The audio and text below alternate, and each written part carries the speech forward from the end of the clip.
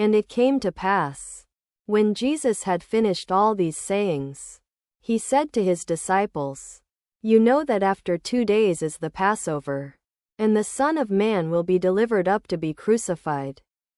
Then the chief priests and the elders of the people gathered together in the palace of the high priest, who was called Caiaphas, and plotted to take Jesus by deceit and kill him. But they said, "Not during the feast, lest there be an uproar among the people." Now when Jesus was in Bethany, in the house of Simon the leper, a woman came to him having an alabaster flask of very expensive fragrant oil, and poured it on his head as he sat at the table. But when his disciples saw it, they were indignant, saying, "Why this waste? For this fragrant oil could have been sold for much and given to the poor." But Jesus, aware of this, said to them, "Why do you trouble the woman? For she has done a good work for me. For you always have the poor with you, but you will not always have me. She has poured this fragrant oil on my body to prepare me for burial. Assuredly, I say to you, wherever this gospel is preached in the whole world, what this woman has done will also be told as a memorial of her."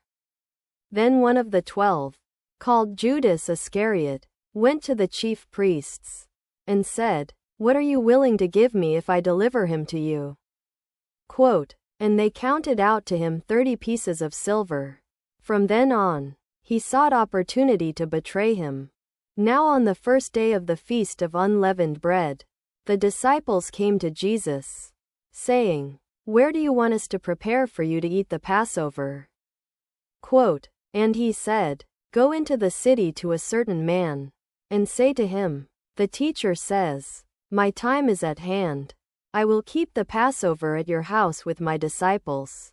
So the disciples did as Jesus had directed them, and they prepared the Passover.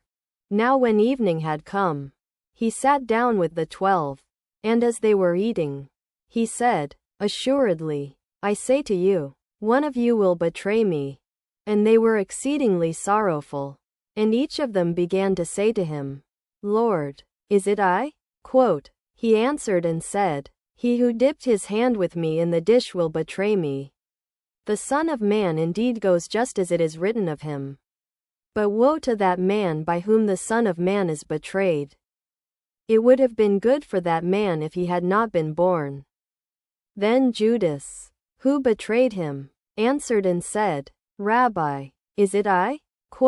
He said to him, "You have said it." Now as they were eating, Jesus took bread, blessed and broke it, and gave it to the disciples and said, "Take, eat, this is my body." Then he took the cup, and gave thanks, and gave it to them, saying, "Drink from it, all of you, for this is my blood of the new covenant, which is shed for many for the remission of sins. But I say to you, I will not drink of this fruit of the vine from now on until that day when I drink it new with you in my Father's kingdom."